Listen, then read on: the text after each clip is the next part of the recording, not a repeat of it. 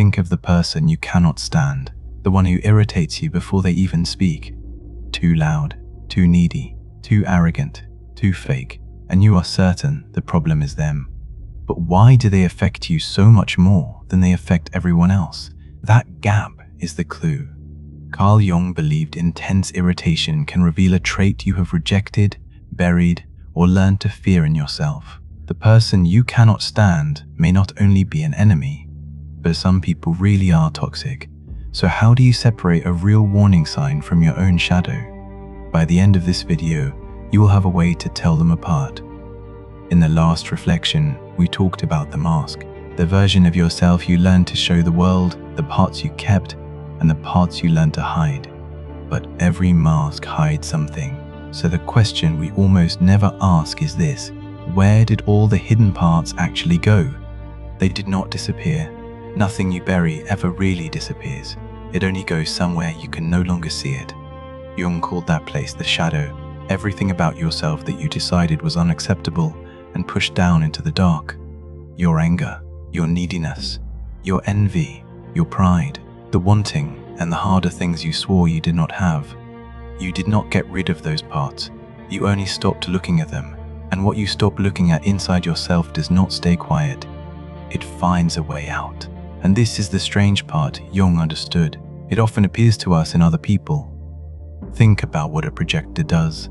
It takes an image hidden inside the machine and throws it onto a screen outside, so it looks like it is out there, in the world. Your mind does the same thing with the parts of yourself you cannot face. It throws them outward, onto other people, so you can fight them at a safe distance. But be careful here, because this is where most people get it wrong. Projection does not mean the other person is innocent. Some people really are arrogant. Some are dishonest. Some cross real boundaries. Projection does not mean you imagine their behavior. It means your reaction may contain more than their behavior. The trait can be real in them, while the size of your reaction reveals something about you. So the arrogance you cannot stand in your coworker may have something to do with your own quiet relationship to pride or to being seen. The neediness that repels you in a friend may be brushing up against a need you buried so deep you forgot it was there. And the fakeness you judge so harshly in someone else may be the same kind of performance you put on every day without ever noticing it. You are not only seeing them, you are also seeing a piece of yourself wearing their face. And that is why the reaction runs so hot. You are not just annoyed by a stranger, you are standing in front of something you exiled, and part of you recognizes it. Jung put it simply: everything that irritates us about others can lead us to an understanding of ourselves. The word that matters there is irritate. Mild dislike may simply be taste. It is the sharp, personal, out of proportion reaction that is the real signal. And the tricky part is that it usually feels justified. Projection feels like the truth. It never feels like a mirror. You can even watch this happen with people you have never met. Think about the last time a stranger online made you furious. Someone you will never speak to, whose life you know almost nothing about, and yet the anger felt completely real. It followed you around for the rest of the day. Some of that may be a genuine disagreement, but when a stranger can take over your whole afternoon, it is worth asking what they touched in you. Often the people who enrage us online are showing a trait we police most harshly in ourselves, the one who seems arrogant or fake or shameless. They become a safe place to put the feeling, because there is no relationship to protect and no risk of being known. You can hate them freely. And that freedom is part of the point. Outrage can feel like proof that you are good. If they are the arrogant one, the fake one, then you are not. But the less someone actually costs you, the more purely they can serve as a screen for whatever you cannot stand in yourself. So how do you actually catch a projection in yourself? Start with the person who keeps living in your head long after they have left the room. The one you keep arguing with in the shower, the one whose name tightens your chest. That intensity is the first clue. Then ask yourself a question that is harder than it sounds. What, exactly, am I accusing this person of? Greedy, needy, weak, controlling, fake. Whatever the word is, hold on to it, because that word is often a door. The person who calls everyone else selfish is often the one most afraid of their own selfishness, and the one who cannot stand arrogance is sometimes just starving to be seen. Once you have the word, Run it through a few honest questions. First, is my reaction bigger than what actually happened? Second, does this same kind of person trigger me again and again in different phases? Third, is my anger protecting an image of myself, the belief that I am never selfish, never needy, never arrogant? Fourth, do I secretly envy the freedom this person gives themselves, the freedom I never allowed myself? And fifth, after they are gone, can I let it go, or do I keep replaying it for hours? None of these questions prove the other person did nothing wrong. They just help you separate their behavior from everything your mind has piled on top of it. Here is the simplest distinction. A warning sign is grounded in what the person actually does. Projection is the extra story, the obsession, the personal meaning your mind piles on top of it. Not every oversized reaction is projection. Sometimes it is an old wound being touched. The point is not to force a label onto it. The point is to separate what happened from what it awakened. Because here is a turn most people miss. Not everything you buried was dark. Some of it was good. Sometimes you do not hate what you see in someone. You are drawn to it. The confidence you envy, the boldness that fascinates you, that can be projection too. Later, Jungian writers sometimes call this the gold in the shadow, the strength you gave away because somewhere you learned it was not allowed. Maybe you were taught that confident people are full of themselves, so you learn to stay small, to apologize, to never take up too much space. Then someone walks into a room without apologizing for who they are, and you instantly call them arrogant, and maybe they are. But some of that heat may not be judgment at all. It may be grief. Grief for the confidence you were never allowed to have. Or take a different one. Maybe you grew up in a house where anger was dangerous, so you buried yours completely. Now the smallest flash of temper in someone else fills you with contempt. What bothers you may be that they are allowing themselves the very thing you were forbidden to express. The trait itself is not the whole point. The point is the charge it carries for you. And projection does not only happen with the people you cannot stand, it happens just as strongly with the people you admire. When you put someone on a pedestal, when you decide they are wiser, freer, or more whole than everyone else, some part of that is usually projection too. You are looking at a person and seeing your own buried potential, then handing it to them as if it belonged to them alone. It feels like admiration. Often it is really recognition. A quiet part of you already carries the very thing you believe only they possess. This is why idealizing someone so often ends in disappointment. Sooner or later, they do something ordinary, something human, and you feel let down, sometimes even betrayed.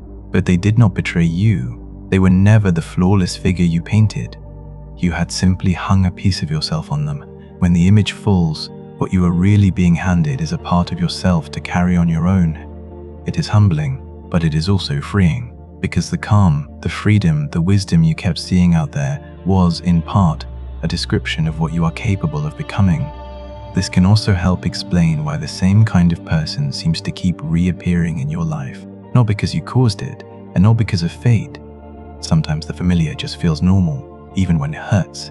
You may find yourself choosing the same kind of people, ignoring the same warnings, or staying a little too long without understanding why. The pattern is not proof that you caused what happened. It is an invitation to look at what keeps drawing you back. Until you start noticing it, projection can quietly shape a lot of your life, while you remain convinced the problem is always other people. Part of why projection is so hard to catch is that it is doing something for you. It is protecting you. As long as the problem is out there, in them, you never have to feel the discomfort of it being in here, in you. It is easier to be angry at someone else than to be honest with yourself. Anger points outward and feels like strength. Honesty points inward and feels like exposure. So a part of the mind quietly prefers the version where you are, the reasonable one, and they are the problem. It asks nothing of you, and it lets you keep your image of yourself intact. That comfort is the hidden cost. Every time you choose it, you trade a small piece of self-knowledge for the relief of being right. And the people around you are left carrying the parts of you that you were not yet willing to hold. It shows up most with the people closest to you. Sometimes you are not only fighting your partner, you are also fighting what their behavior awakens in you. You can see this most clearly in a long relationship. Think about the trait that first drew you to someone. Maybe it was their spontaneity, the way they did not seem to plan or worry, the way they could just live. Give it a few years, and that same spontaneity can become the thing you cannot stand. Now you call it irresponsible, careless. The trait did not change. They are doing exactly what they always did. What changed is what you are projecting onto it. And it is worth asking why it grates on you so much. Often, it is because you never let yourself have it. You were the responsible one, the careful one. So a part of you envies the very freedom you fell in love with. And envy, left in the dark, curdles into contempt. The same works in reverse. Maybe you loved how steady and grounded they were, and now you call them boring.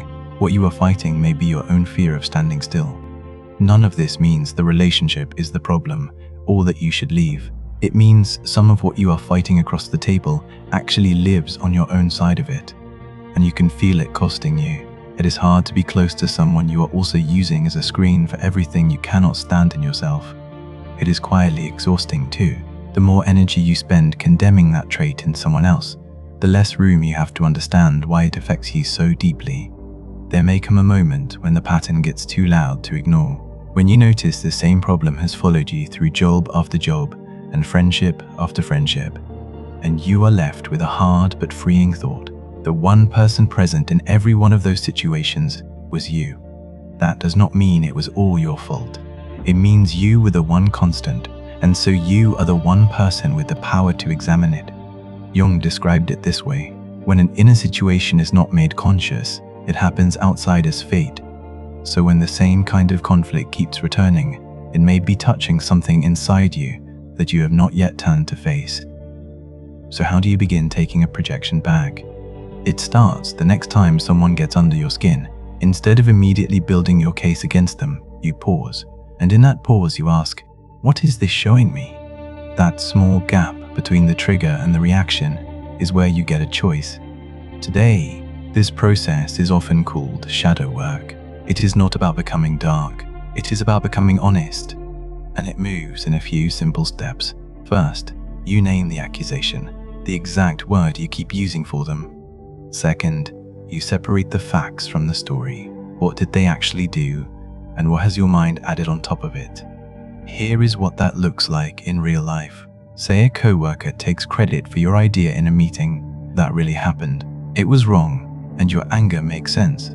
But later that night, one meeting has become proof that nobody respects you, that you are always overlooked, and that this will keep happening wherever you go. That extra layer may be touching something older. Deal with what the coworker did. Correct the record. Make it clear that it cannot happen again, but also examine what the situation awakened in you.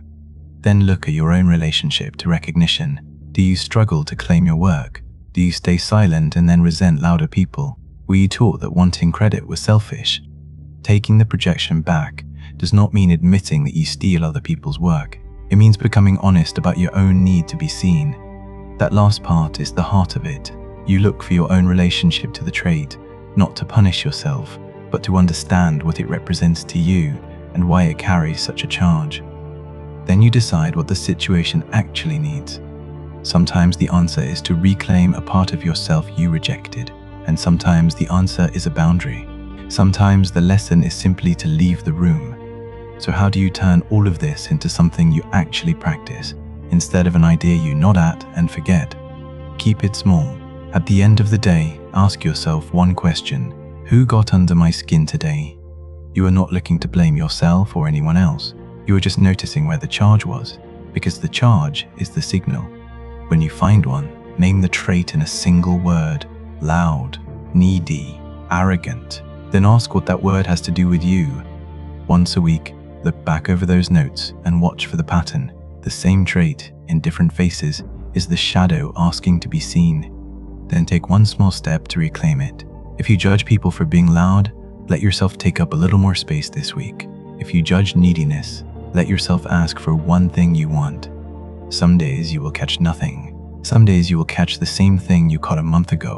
That is not failure. That is what it looks like to slowly meet a part of yourself you spent years avoiding. When you start to recognize your own relationship with a trait, the person carrying it slowly loses some of their power over you. You can still dislike what they do, you just no longer have to carry it home. The buried feelings change too as they come home. Anger can show you where a boundary is needed. Envy can reveal what you actually want. Even the good comes back. The confidence you envied, once you let yourself claim it, stops being theirs and starts being yours. This is part of what Jung meant by becoming whole, not becoming perfect, becoming less divided against yourself and reclaiming the parts you had pushed away. So the next time someone gets under your skin, ask 2 questions. What did they actually do? And why did it affect me this deeply? The first question helps you see the person clearly. The second helps you see yourself clearly. Sometimes the answer will be a boundary. Sometimes it will be a buried part of yourself asking to come back. And sometimes the goal is not to excuse people who hurt you. It is to stop letting their behavior control your inner life long after they are gone. Think of one person you cannot stand. Name the trait you judge most strongly. Then ask what that reaction may be protecting, hiding, or longing for. The mask is what you learn to show. The shadow is what you learn to hide. To understand yourself, you eventually have to meet both. Watch the previous reflection about the mask next. Subscribe and come back tomorrow for another reflection.